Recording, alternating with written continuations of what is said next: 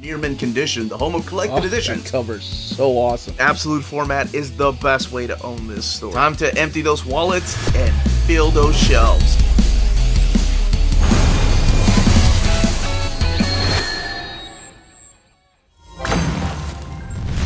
Hey, all you Minties, Uncanny Omar here from Near Mint Condition, the home of collected editions.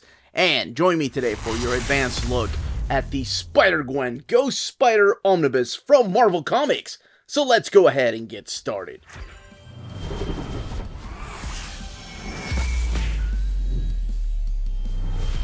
Now, before going any further, I do want to thank David Gabriel and the fine folks at Marvel for sending us an advanced copy of this omnibus.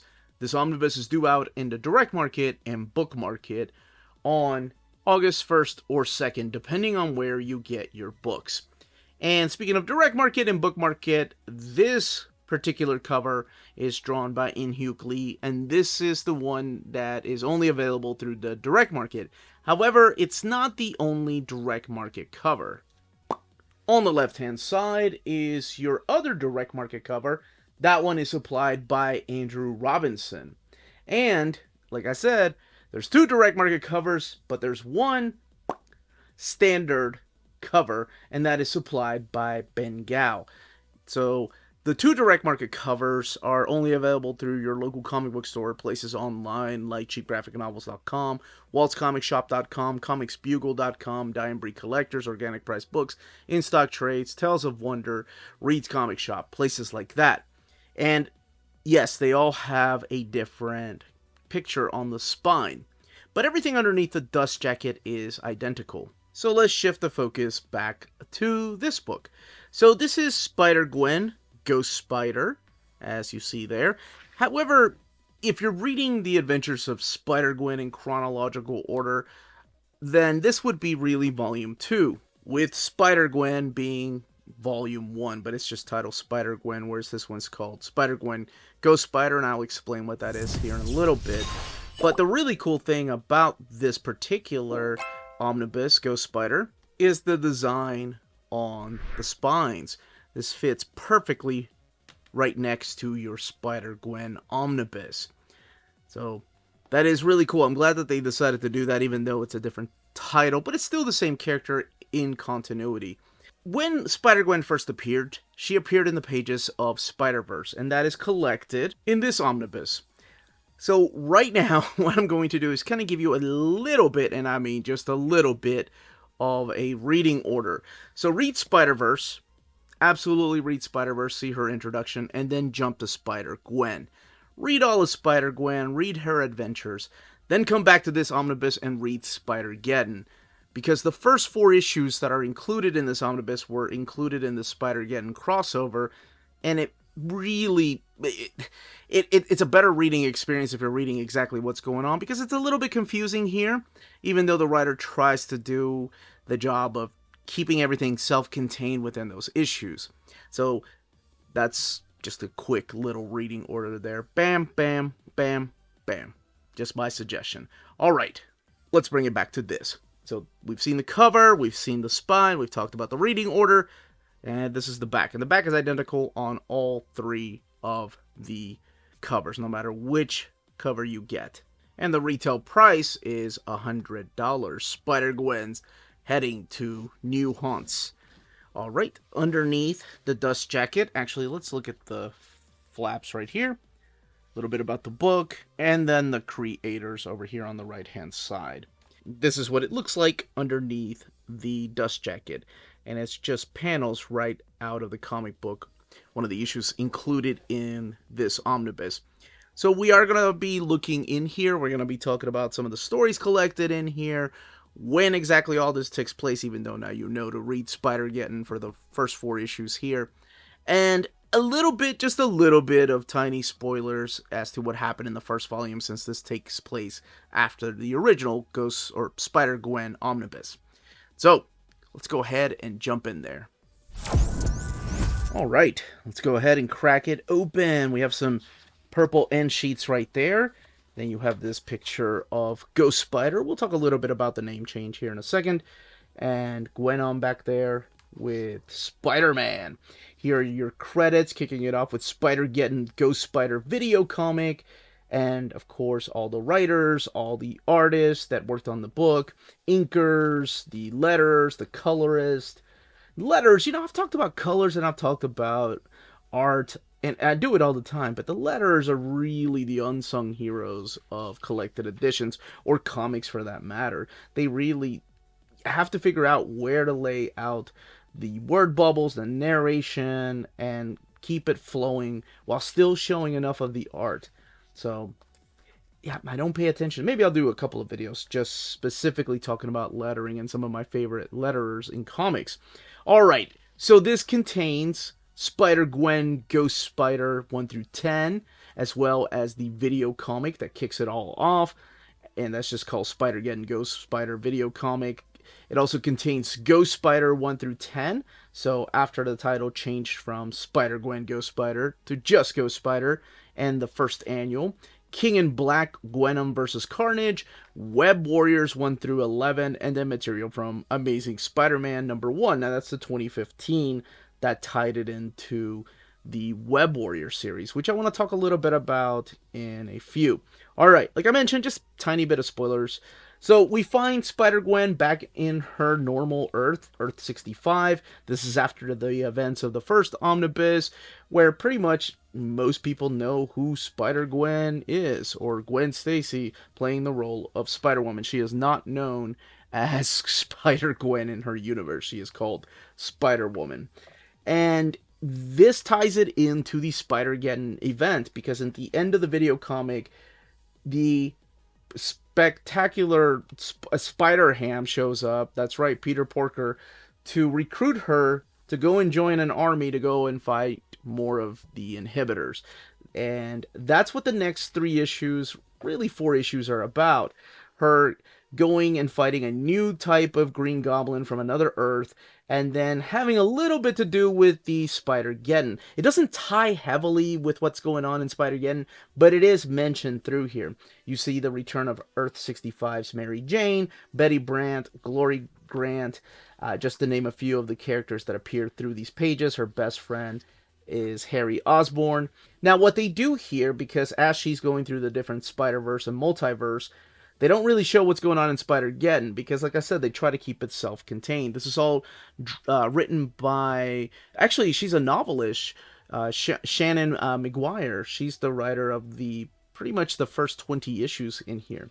So, here they give you a recap as to what's happened in Spider-Geddon, and how many lives have been lost in Spider-Geddon across the... This is when all the spider folk started coming from across the different multiverse to fight the inhibitors again, plus other dark things.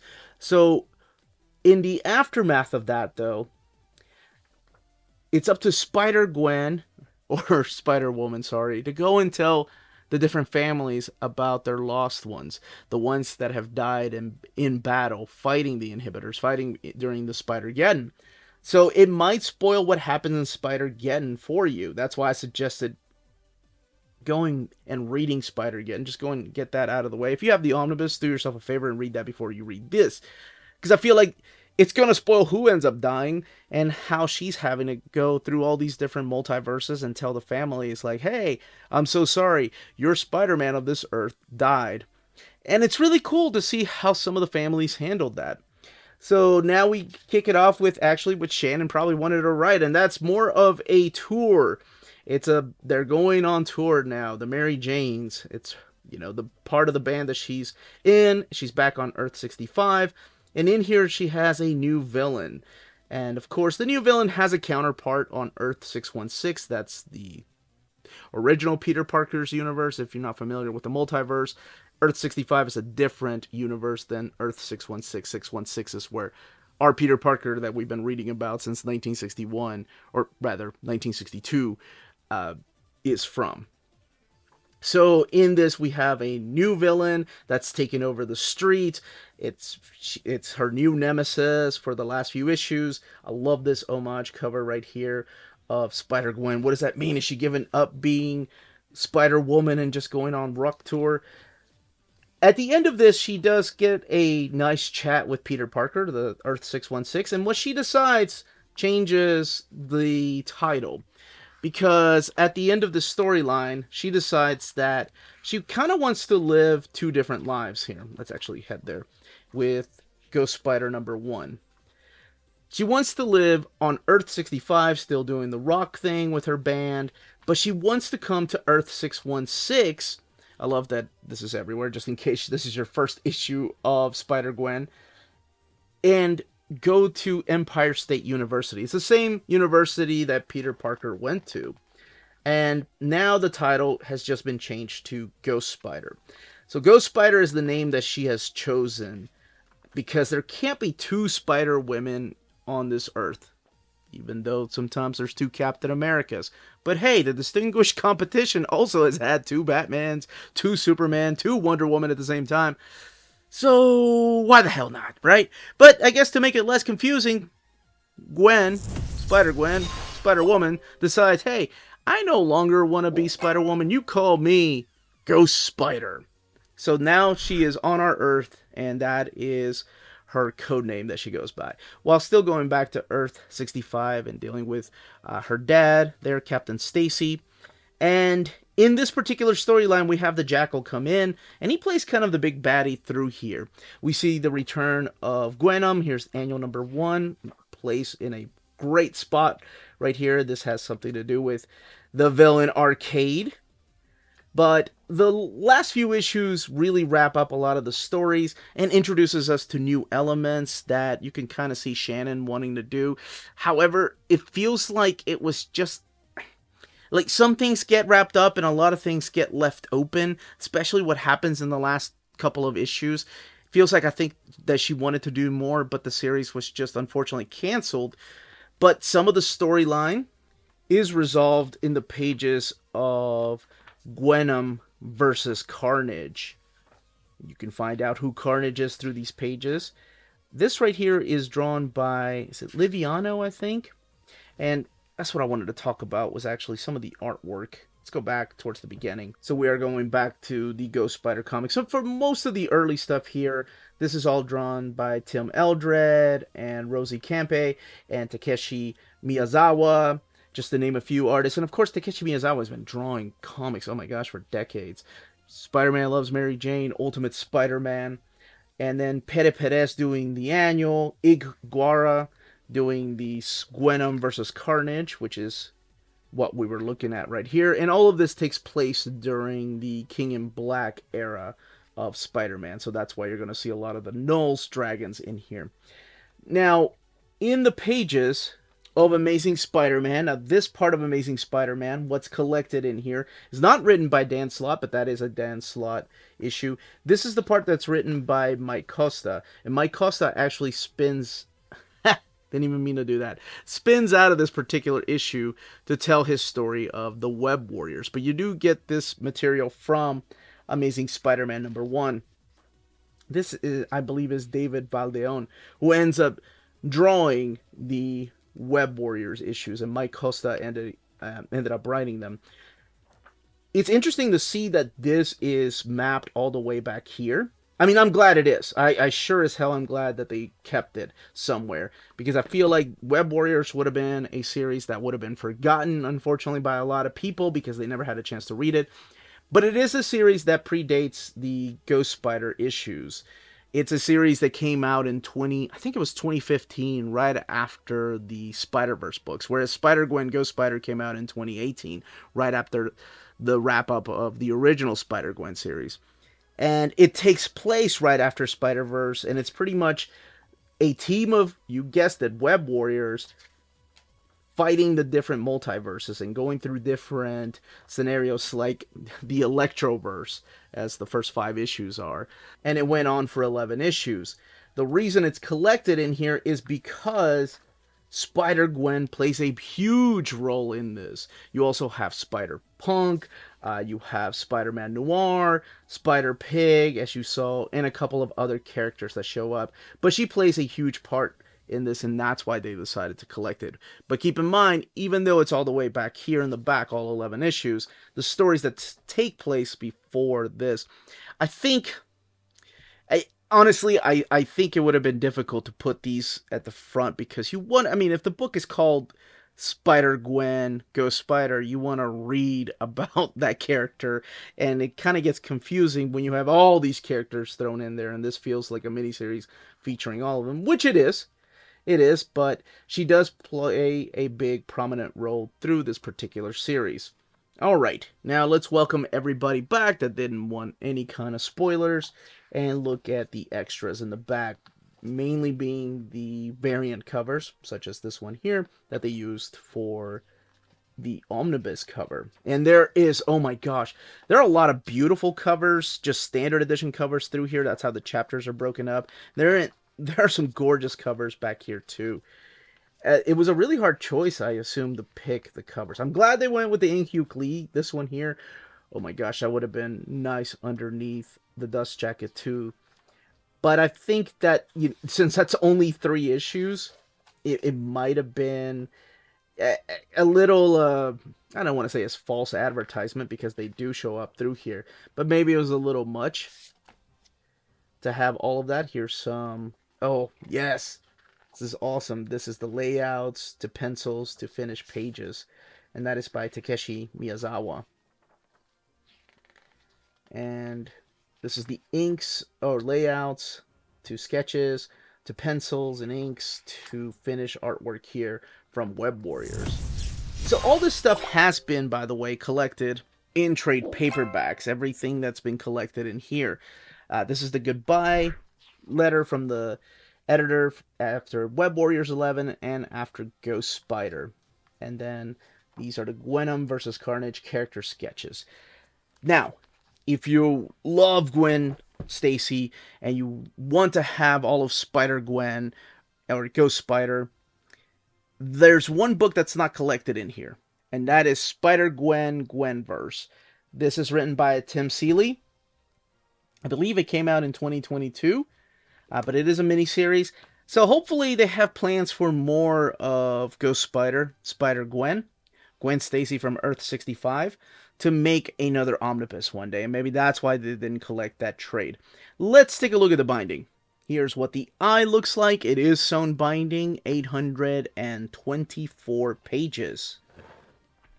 Let's look at the way the book lays over. So there is some gutter loss there. Not a lot, but there is some. You're going to have to hold it down a little bit to see, like, Spider-Man India here, his knee. Just keep that in mind. Not a lot, but luckily, most of the artwork, especially for those first 20 issues, you're going to have lots of splash pages, not really a lot of spread pages. And actually, this is a good page here. So, the paper stock is not as thin as some of the paper I've seen from iMac printer. So, this is an iMac printer book. And, for example, like right here, there is just a tiny little bit of bleed through from the opposite page. Like you can see the lines right there from that panel come through a little bit. And it's mainly on the white pages or light colors like this, but I don't really see anything there. And I was looking too, like whenever there's whites, lots of whites or really bright colors, but that's part of the window. But it's things that I look for, but it's very minimal in this one. Not really a lot. Let me see if I can find some light colors like this. You can see a little bit of the frame coming through right here and right here. Again, it's things like that that I'm looking for. I'm shining both of my big lights at the book. And I know it doesn't bother some people or most people, but it does bother some, and I try to be as thorough as I can with these overviews. Maybe a little bit right there. Yeah, like maybe her backside, but that's it. That, as they say, is that. If you're interested in purchasing this omnibus, don't forget to check out our sponsors. If you're in Europe and you're interested in buying these books, definitely check out Walt's Comic Shop in Berlin, Germany. They have the cheapest pre-order prices, flat shipping rate of €12 for all EU countries, emails answered within 24 hours, waltscomicshop.com, and you can use the code Near Mint Condition at checkout and get free shipping for all EU countries with your first order over €40. That's Walt's Comic Shop, your reliable source for omnis and premium collected editions in Europe. Ding! CheapGraphicNovels.com, your online home for graphic novels and collected editions up to 50% off cover price. They have excellent shipping and prompt and helpful service. Check out their bargain deals for up to 90% off cover price. And don't forget, the CGN also takes pre-orders. That way you don't miss out on the hottest releases. And they are currently running a special promotion for you Minties. If you're a first-time customer, after receiving your order confirmation email, reply back to that email and let them know Near Mint Condition sent you their way. They will then apply a free shipping promotional credit to your next order in the US. Cheap Graphic Novels, your source for the hottest books with the kind of deep discount, quality shipping, and customer service that will keep you coming back for more. And that was the content, the page count, and build of this omnibus. Let me know in the comments down below if you plan on picking this up. If you've never read Spider-Gwen, if you're hoping for a reprint of the Spider-Gwen omnibus, or if you love Spider-Gwen and you haven't read any of the stories in here. I would love to know all those comments down below. If you have any questions, leave them down below. Don't forget to smash that like button on the way out. Check out our Patreon and Spreadshop. Amazing ways to support the channel if you can do so. And more importantly, all of you, stay healthy and safe out there. Much love.